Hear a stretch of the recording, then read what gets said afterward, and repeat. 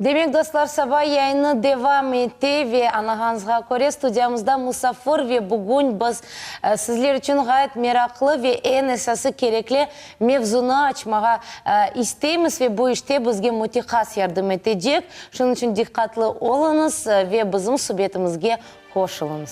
Elbette, hürmetli dostlar, gerçekten de endi yangi yıl yakınlaşıp, yangi yılın arkasında birçok hazırlıklar koyuyoruz ama aynı vakit bizim evimizde olup geçken vakayalardan geçeceğimiz ve tamam hürmetli dostlar, bizim böyle bir hikayemiz var.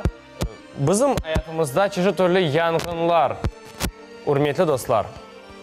Demek sevgili dostlar, devam ettiğimiz ve stüdyamızın misafiri bugün Nina Ханумзуева, заведующая ожоговым центром 6-й городской больницы. Селям алейкум, здравствуйте. Рада вас приветствовать у нас в гостях. Нина Ханум, позвольте вас так называть. Как мы сказали сегодня нашим телезрителям, поговорим о очень актуальной теме, особенно в преддверии новогодних праздников, к сожалению, да, могут столкнуться с такой проблемой, как ожоги, да, наши телезрители. Но прежде всего хотим узнать у вас, да, о вашем отделении немножко информацию, как вы связали себя с этой профессией. Ну, я скажу добрый день, дорогие телезрители. Я вас действительно рада приветствовать в канун Нового года. Новый год – это есть новые мечты, это есть новые желания. И я вам прежде всего желаю, чтобы они у вас исполнились. Что же касается нашей службы, у нас очень, конечно, ответственная, серьезная служба, хирургическая служба. У нас единственный ожоговый центр, который находится на всей республике Крым. Мы собираем, в смысле, к нам привозят всех больных со всей территории Республики Крым. У нас прекрасно работает медицина катастроф, которая осматривает всех больных в районах, тяжелых, средней тяжести, деток и так далее. В том числе и дети у нас лечатся. У нас ожоговый центр на 45 коек, из них 25 взрослых и 20 детей. Есть хорошие специалисты подготовленные, есть еще из тех, которые работают давно, вот Александр Геннадьевич Смирнов, я и Стеченко Игорь Владимирович. И есть те, которые молодые, много пришло. Фахреев Эмиль, Фахреев, потом Виноградов Кирилл Сергеевич,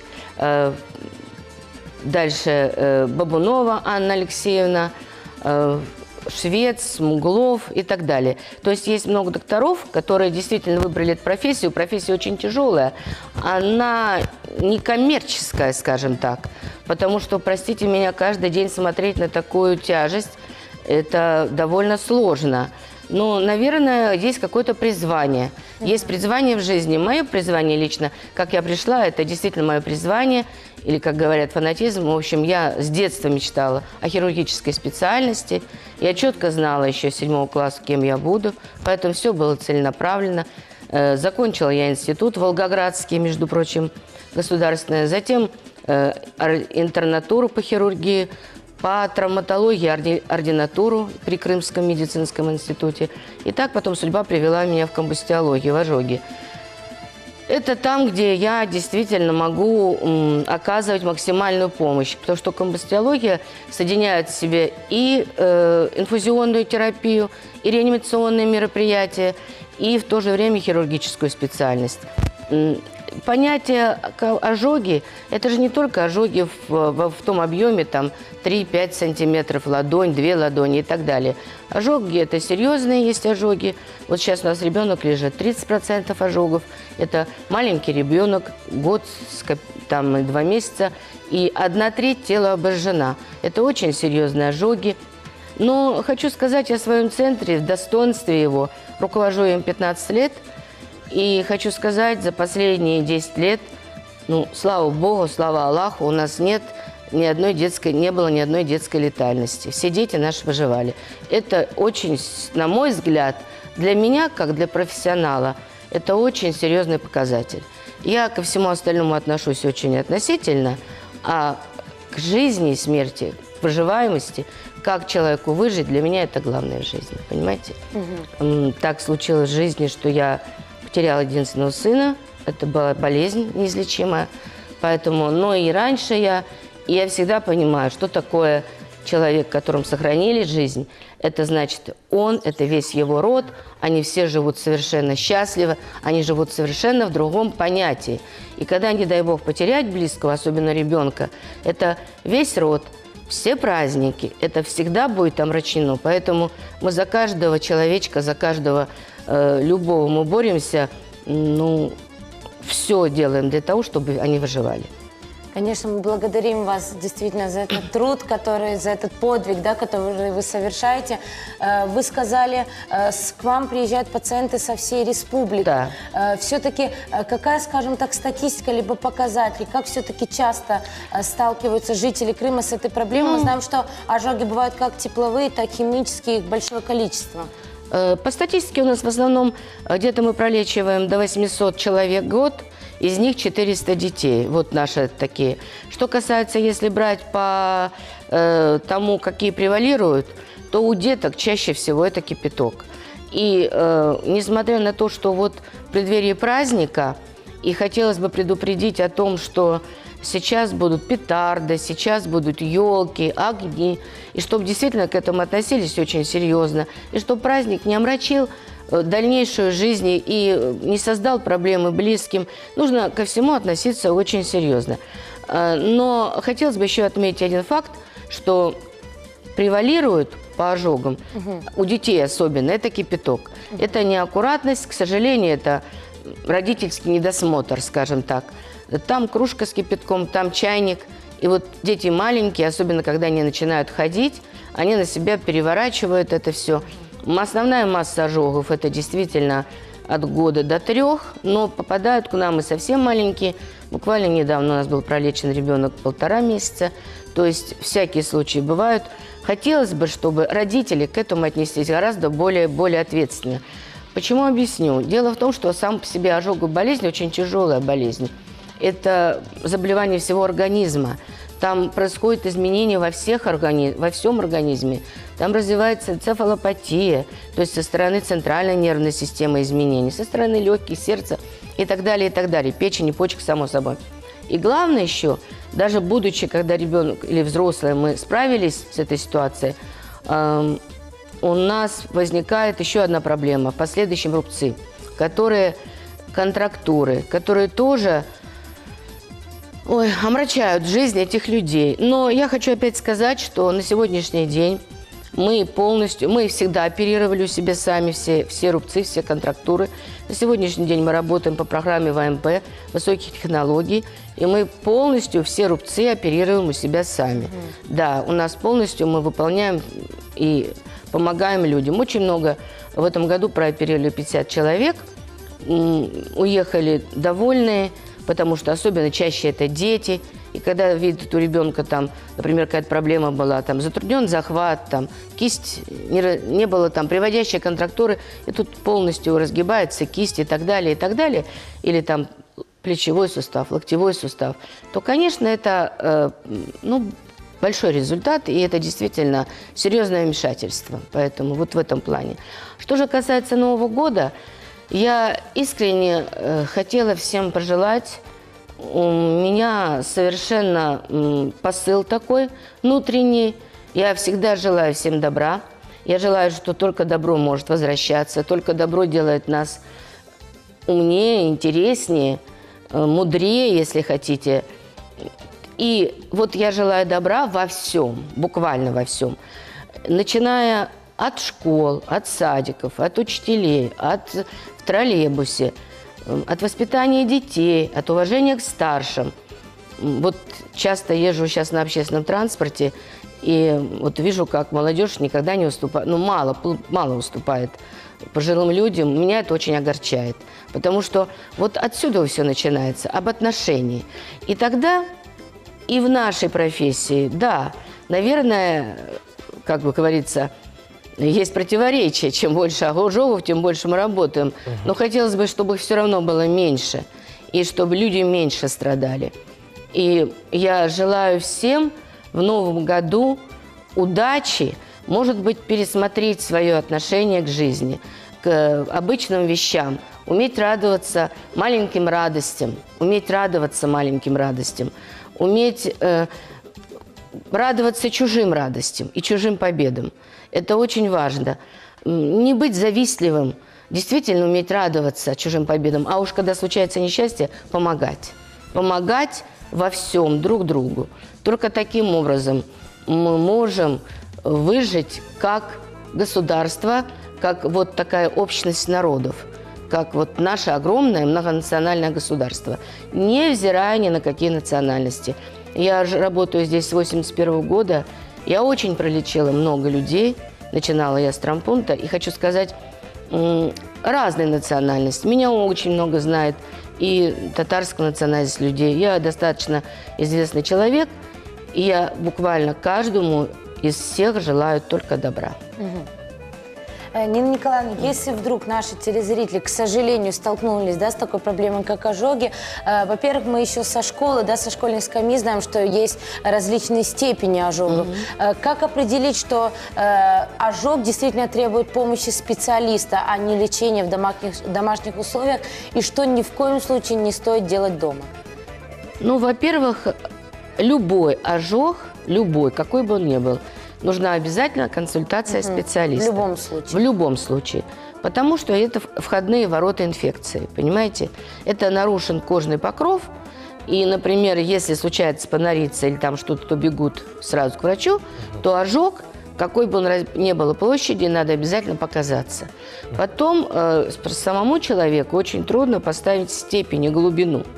Это зависит от термического агента, что это, химический агент там, или это электротравма, или это кипяток и так далее, пламя. И также зависит еще от времени воздействия этого агента. Насколько долго воздействует агент, настолько глубина поражения. И уже от глубины поражения тогда соответствующее лечение. Лечение может совершенно быть разным. Может быть связано инфузионной терапией и раннее оперативное вмешательство, пластики, аутопластики и так далее. Это очень такой огромный объем. Мы много очень оперируем. Огромный объем операций. Поэтому самолечением с ожогами заниматься не нужно ни в коем случае. Человек не может понять, особенно по отношению к детям. Потому что почему-то, если у взрослого человека он обжег, например, всю руку, получил ожоги в области всей руки, он считает, о боже, как это много. А если у ребенка, он считает, он смотрит глазами, ну это ж так немного, по отношению, это все по отношению его к ребенку, но не по отношению пропорции ребенка к телу. Вот это участка и пропорциональности к телу. И поэтому тут должен быть обязательно специалист, это главное. А первая помощь самая простая. Что такое? Это надо уменьшить влияние термического агента. Это значит снизить температуру. Снизить температуру – это самое простое – холодная вода. Надо резко, просто в холодную воду остудить. Потом завернуть максимально чистую, стерильную, ну какая стерильная просто, чистая, вызывать скорую помощь. И дальше уже лечение заниматься, в общем, врачи должны заниматься. И вне зависимости от площади. Потому что применение всяких масел и так далее, это вообще противопоказано. Некоторые говорят, да вот там я вылечила и так далее. Ну да, действительно, повезло, там не нагноилось и так далее, может маленькая площадь, но это может быть случайность. А по сути дела, если мы применяем любые масла, мы что делаем? Мы смазываем поверхность тела, создаем пленку и оставляем продолжение прогревания этого участка. Мы углубляем этот ожог. Понимаете, в чем дело? Вот в этом плане есть всегда ошибка. Есть, конечно, до абсурда иногда доходит, там, солью, содой там, и так далее. Но это же создание дополнительного болевого эффекта, создание усугубления шока у этого человека.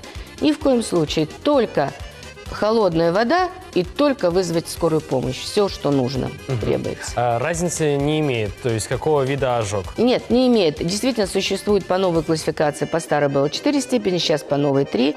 Первая, вторая, третья степень. Первая это связано, когда эпидермис там поражен. Вторая – это элементы кожи, более глубокие слои кожи, а третья степень – это кожа, все слои кожи поражены, и уже, да, там подкожные клетчатки и так далее. И даже, может быть, и с подкожной клетчаткой, то есть более глубокие ожоги. Но это как раньше 4-я степень была. Вот. Поэтому не играет роли, Потому что, во-первых, даже мы не всегда, мы смотрим первое впечатление, создается иногда одно, а на второй день несколько другое. А как может человек определить глубину не специалист? Он не может определить никак, понимаете? И поэтому потом иногда к нам поступают, там дома продержали, а там развился уже сепсис. И уже с этим бороться гораздо сложнее, поверьте. Поэтому я желаю всем здравого смысла еще. И здравого смысла, уважительного отношения ко всем близким и здравого смысла. А Нина если- Николаевна, вот такой вопрос, Хорошо. скорее всего, он больше волнует в тех, наверное, более крайних ситуациях, более опасных ситуациях. Имеет ли роль одежды? Непосредственно при пожарах, возникновении пожаров, непосредственно та одежда, которая на человеке, имеет ли она какую-то? Да, имеет. К сожалению, имеет роль, потому что, во-первых, сейчас часто одежда синтетика, а синтетика вспыхивает очень быстро. Ну, в моей жизни был один случай такой, скажем, со мной лично, когда у меня вспыхнула духовка. Ну, на мне был хлопчатобумажный халат новый, и он просто прошелся пламя и назад, и не загорелся. То есть, если бы это была синтетика, конечно, Риск увеличить. да, не то, что там у нас поступает столько синтетика, она моментально воспламеняется, это раз. Во-вторых, конечно, нужно освобождать очень быстро от остатков одежды. Быстренько все убирать, разрезать. Я еще раз хочу под холодную воду и заворачивать в стерильную или в чистую просто. А если ожог химический, стоит ли... Все равно использовать надо, воду? все равно нужно все вымыть, смыть все, максимально рано смыть. Был такой случай тоже, когда ребенок маленький на лоджии, это было давно, еще, ну, может, лет 10 назад, маленький ребенок, там стоял тазик с каким-то химическим агентом, я уже точно не помню, кислота там что-то было, или еще... В общем, ребенок сел в этот тазик, и у него от колготок осталась одна резинка. Но у мамы была налита ванна с водой, она стирала, и она буквально его туда кинула. И да, ожоги были, но благодаря всему этому ребенок выжил. То есть это очень важно. Нужно все моментально, быстро смыть. Все смыть.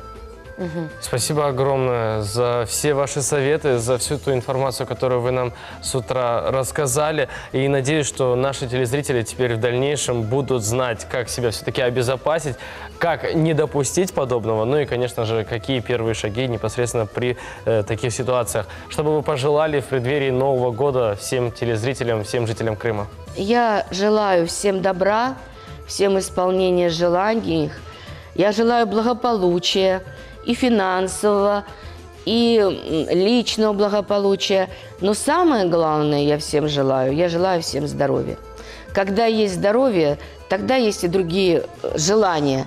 А когда нет здоровья, тогда, простите, мне ничего не хочется. Я всем зрителям, телезрителям Крыма, я желаю всем здоровья. И еще, чтобы у нас мы жили...